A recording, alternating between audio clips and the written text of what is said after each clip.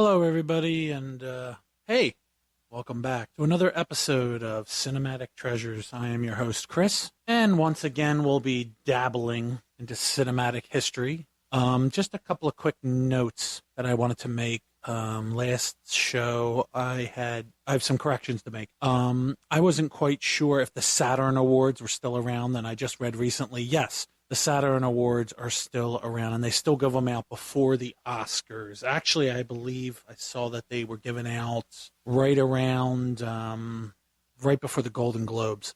So there's my correction there. Unfortunately, Red is not with us today, but that's okay because she's busy on an important mission. So last time we looked over the film, The Never-Ending Story. And what a fantastic fantasy film to go with. And this time we're going to stick with that 80s fantasy, and we are going to review the 1983 sci-fi movie Krull. That's K-R-U-L-L. Not to be confused with a later 90s movie called Kull, K-U-L-L, The Conqueror. This movie was on the heels of, I want to say, Return of the Jedi. And it has a lot of, if I were to say what this movie was like, I would say it was like a combination of Robin Hood and Star Wars. It has a lot of that, fantasy aspect. It also has some, I would even dare to say, Lord of the Rings aspect to it. 1983, the movie's PG. And it's 2 hours and 1 minute long. It was directed by Peter Yates. Writer was Stanford Sherman. It stars Ken Marshall as Colwyn, Prince Colwyn. It stars Lysette Anthony as Lissa. It stars, and this is going to get you guys out there. Any fans of Liam Neeson out there? Yes.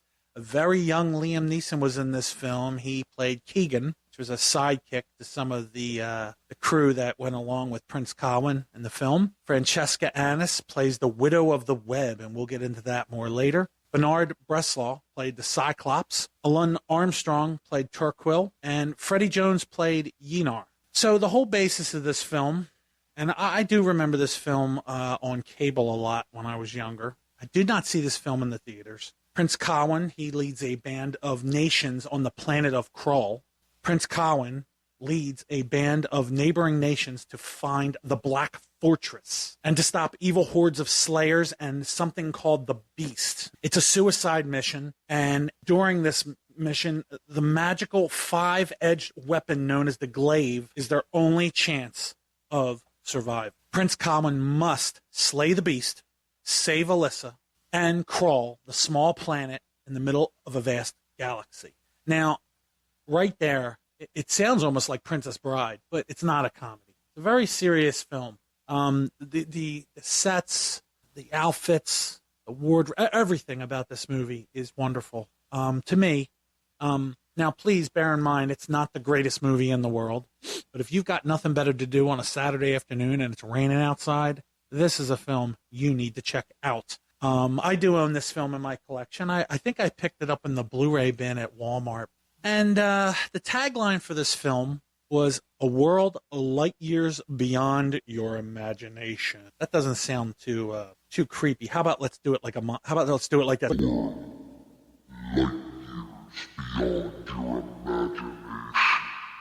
That sounds much better. A little dramatic. Cinematography. Peter Cholinsky worked on The Empire Strikes Back and Mars Attacks. And by the way, Tim Burton. Mars Attacks is a great movie. All the 50s sci-fi references in it and the goofiness. But that was played for laughs. Krull had a budget of $27 to $30 million, and the box office only took in $16.9 million. Unfortunately, the film bombed. It was not good. At least audiences didn't like it as much. And unfortunately, movies like this do get swept under the rug. And this is the point of the show also. We are going to discover films together that were swept under the rug. And believe me, I own quite a few of them. Filming began January 25th, 1983 at Pinewood Studios on the 007 stage. That's right. It was filmed in the famous James Bond stage, which is actually a very big stage in London. The action scenes at the beginning of the film were inspired by swashbuckler films.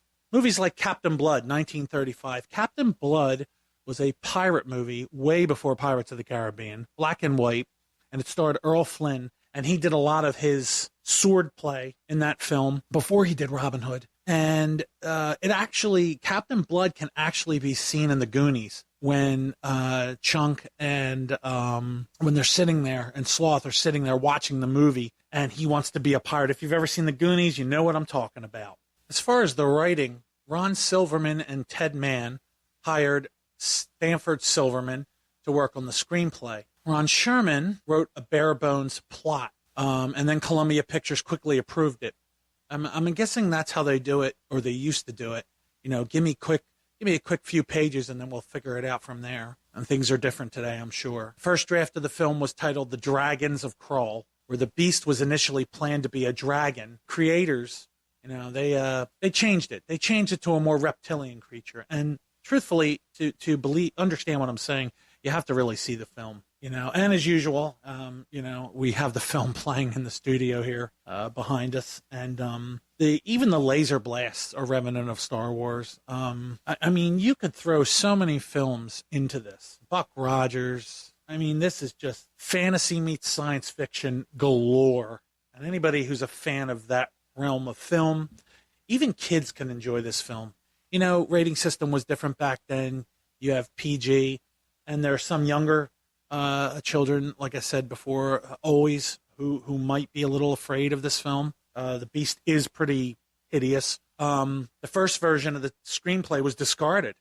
The dialogue was too heavy and it lacked special effects. The first script was re-edited, and I'll tell you, filming for this film was a huge undertaking, huge. It was filmed during a harsh winter, and the sets were so big at Pinewood Studios that there wasn't heat everywhere, leaving the actors cold and exhausted. There are some films on the show that you guys might check out that you might not like, and that's okay. I'm cool with it. I'm here to review it. It's my job. I got to do what I got to do. This film, it takes off really fast. I mean, right in the beginning, the princess is taken hostage, and that sets up the motif and the mood for the entire film. The special effects department often went for challenging visual effects that just weren't capable and were unusual to achieve in the early 80s. But they pulled it off. They really did. There's even a magician in this movie, or a wizard, that does magic and helps Cowan and his crew along the way. Horses. I mean, you name it, man. Horses that move so fast, there are flames under their feet. I mean, it's pretty good stuff. I don't know what the book adaptation was like. I never read the book, but the movie version is very to the point and just a great, exciting, fun film to watch, and it really will get into the story.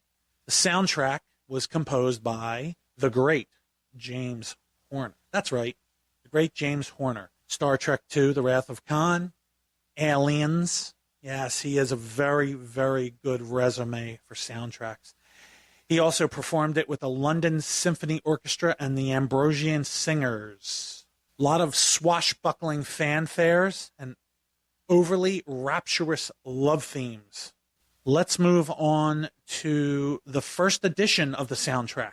It was released in 1987 by Southern Cross Records, which I've never heard of. Supertrax also released one in 98. La La Land Records, which, by the way, very great website if you're a soundtrack collector. CDs, vinyl, limited editions. I mean, limited editions to the point of they only release so many, and then that is it. You're out of luck if you don't have it. La La Land Records reissued the Supertrax 2010 in a limited edition, only 3,000 copies worldwide, and they sold out. In 2015, they released an extra 2,000 copies, and they sold out. The film picked up popularity as time went on, and I wouldn't quite call this movie a cult movie, but in the world of science fiction, it definitely is a fan favorite. Once again, if you've never seen Krull and you're a fan of science fiction, go for it. The critical response to this film, well, a long time ago, there used to be two great critics named Roger Ebert and Gene Siskel. And they used to come on TV every Sunday with sneak previews, was the show. And they used to sit in the balcony of a theater and they'd show clips of the movie. And they would, rate it and say what they thought. I believe Gene Siskel worked for the Chicago, Roger or Gene worked for the Chicago Sun-Times, and I think the other one worked for the rival newspaper. And boy, they hated each other. They really did at first, but they got to become friends, and their big thing was 2 thumbs up or 2 thumbs down. They called it a most boring, nonsensical, illogical fantasies in a long time. I disagree. The film is not perfect by any means, but it got to the point where Siskel and Ebert were so important that if they said a movie bombed, people didn't go see it. And it really affected the film industry. It was a big deal to the film industry that Siskel and Ebert gave it at least 1 thumb up. And it really hurt the box office at the time. It wasn't just word of mouth. It was them dictating it. Variety magazine called Krull blatantly derivative hodgepodge of Excalibur meets Star Wars. Another review, just like I said, all that fantasy style, Lord of the Rings / Robin Hood meets science fiction. We're going to take a short break. When we come back, we're going to talk about the screenplay, merchandising, games, and all kinds of goodies. Hey, stick around.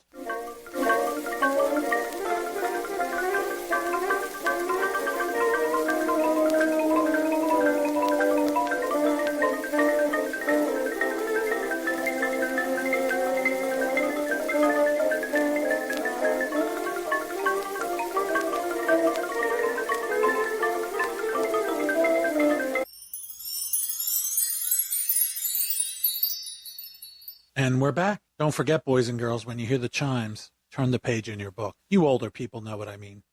Back to Krull, the 1983 sci-fi spectacular screenplay, got frequent criticism with multi-reviews of Krull for its writing. The dialogue isn't perfect in this film. There's one of the better scenes in the movie is the Widow of the Web scene, which involves spiders. Yeah, giant crystal-like spiders. And this woman who lives in the middle of the center of the web, they got to get information from to where the Black Fortress will appear next. Apparently, to keep from being caught or to keep from moving to the Black Fortress, the creature moves the Black Fortress around, and it appears at sunset and disappears at sunrise. And you have to be in the right place at the right time to find this thing.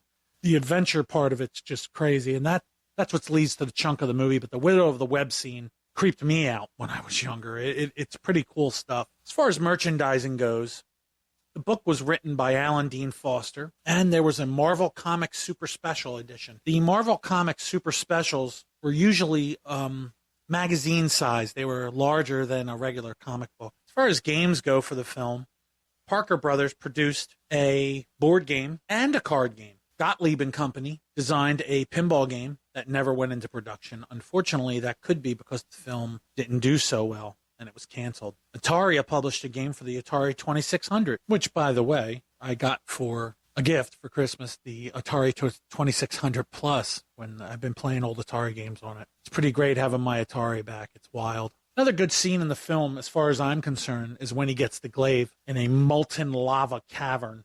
It's the only weapon he can use against the hordes and the beast. And these horde soldiers, whatever they are, these aliens, and they are aliens, when they die, they make a horrible screeching sound. Liam Neeson, like I said before, is part of the movie. He's part of the crew that Prince Colin runs into. They're thieves living on the lam, and he tells them, if you don't help us, we're all going to perish. And they agree to go help him. And although it's a small part, I don't know if it was Liam Neeson's first role, but it was a very early role for him. Another early role for Liam Neeson was the Deadpool, the last Dirty Harry movie that Clint Eastwood made. He played a director in it. That was another early one of his. So as far as home media goes, a subject close to my heart, Krull was released on VHS, Laserdisc, and DVD in 2008. Another media format that it was released on was CED. Now, the last episode, I spoke of Laserdiscs, and another format which was kind of like a laser disc with a cartridge with a cartridge over the disc that loaded from the machine and you pull the cartridge out. Well, I wasn't sure the name of that, and that's another correction I have to make. It was called CED. So, Starz and Netflix released the film onto their streaming platforms in 2012, or got the rights to. Mill Creek, through a license from Sony, put it out on Blu-ray on September 30th, 2014. That is the copy I have, the Mill Creek version. Right on the disc, it says you can buy more and purchase more at millcreek.com. So I'm sure this Mill Creek edition that I have is long out of print. But you can still purchase this film on Blu-ray off of Amazon.com, and you still can stream this film very easily. What is the legacy of this film? Well, we'll find out when we come back in just a minute.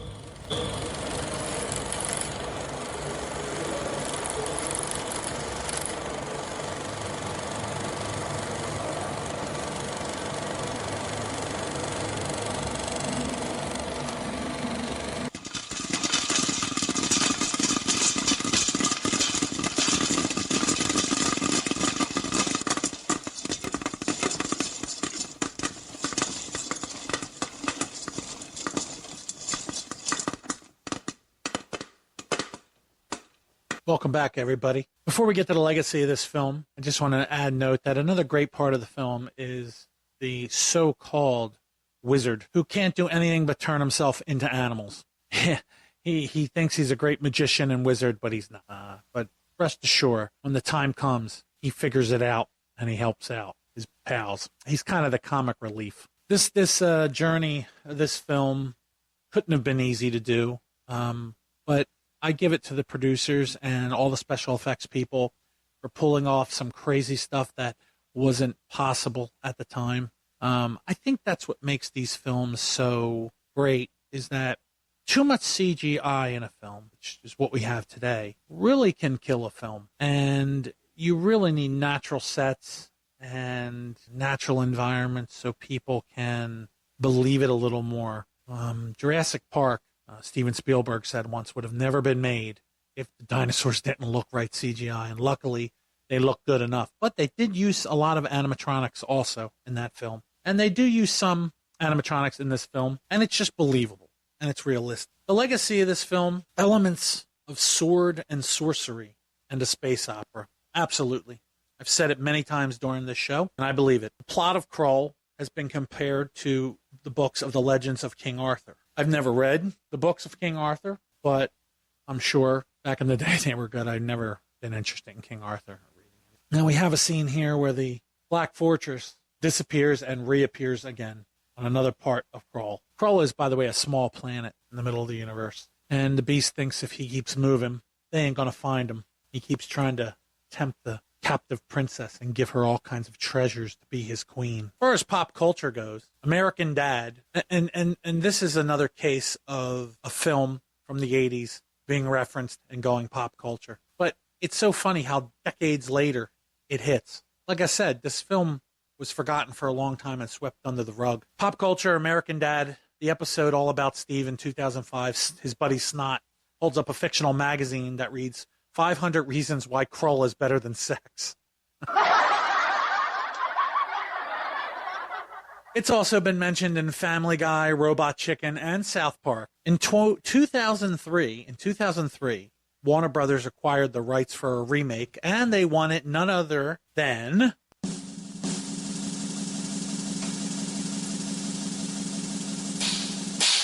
J.J. Abrams. Yes, J.J. Abrams to direct it. J.J. Abrams is a good director. I enjoyed the two Star Wars films he did. He didn't direct the Last Jedi, but he's great. He is. I enjoyed the films, and I think he would do good with a Krull remake. But here's the problem. I'm kind of against remakes at this point. There was a point in Hollywood over the last 15 years or so where remakes have been a big deal. And I am just not interested in seeing this film remade because, like I said, how are you going to recreate the wondrous special effects without CGI that they did back in '83? I mean, I just don't think it'll be the same. And I think you should leave well enough alone and let people enjoy what they have. Remarket the film, re-release the film for an anniversary. Put it back in theaters. I bet you a lot of people would come and see it. Coming up, my friends, my final thoughts. Preview of the next show, and a few more news and notes about this wonderful science fiction film, Krull. Hang tight, we're coming right back.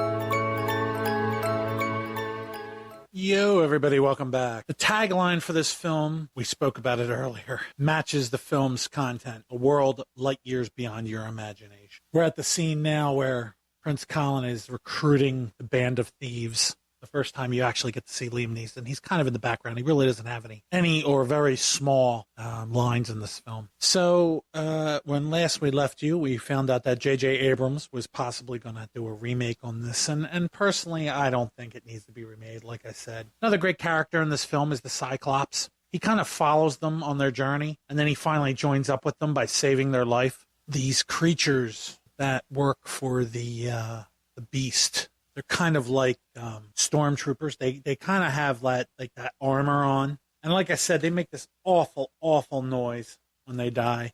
Screeching noise. We've covered a lot today. Here's some quick news and notes for you. The soundtrack to this movie is long out of print, unfortunately. If you find it on the original vinyl, I think the cheapest I saw on eBay was $27. Just that's opening bid, by the way. That's not the final price. And anytime you find a deluxe CD edition from La La Records is it's way overpriced. We're talking up and above $60 to $80 to start bidding. I don't know why the soundtracks. I guess it's just because it's out of print. A lot of soundtracks go out of print, and people feel they're very collectible, and people will buy them up thinking I can sell this for twice as much. They're just in it for the money. They're not in it to enjoy the soundtrack. I, myself, have quite a huge soundtrack collection for almost nearly all the huge films that I have. Unfortunately, I do not own the Crawl soundtrack. At the price point, I don't think it's worth getting. I don't need it that much. If they re-release it and it's cheaper, I'll welcome that. So, what could be the worst thing about this picture? Well, there are parts that are a little drawn out to me, and scenes that could probably be cut a little shorter. But you know what? All movies are like that. It just is what it is. So that brings me to my final thoughts. This film is definitely worth your time. If you were into the King Arthur stuff, and you enjoy fantasy films, put it this way, if you like Lord of the Rings, you're absolutely going to enjoy this film. And believe me when I tell you, you will not be disappointed, despite what the reviews said early on. Remember, these reviews are from 83. They're not from now. I'm sure a lot more people have seen this film. I'm sure. Check out Rotten Tomatoes. It's a great website for movie reviews. And that, my friends, brings this show to a halt. I hope you've enjoyed our time. Before we leave you, let's go down into the dungeon. Try to figure out something for next week. I don't want to stick... I want to kind of stay away from the chamber door. I just want to stay away from the fantasy films are okay right now. I want to kind of switch gears, and I might go classic films. We spoke about classic movies, and I have plenty of classic films. And by the way, classic movies are great to watch on a Sunday afternoon if you have no other plans. I think we were just talking about swashbuckling pictures. I think I'm going to review 2 movies the next show, and we're going to go with swashbuckling. We're going to review 2 Errol Flynn pictures. We are going to review Captain Blood, 1935, and we're going to review The Adventures of Robin Hood. Show was a little shortened this week. I don't have my partner in crime with me, but that's okay. She'll return at some point, and that's it, folks. And I hope you enjoyed the show. As always, everybody, be good, stay safe, and stay frosty.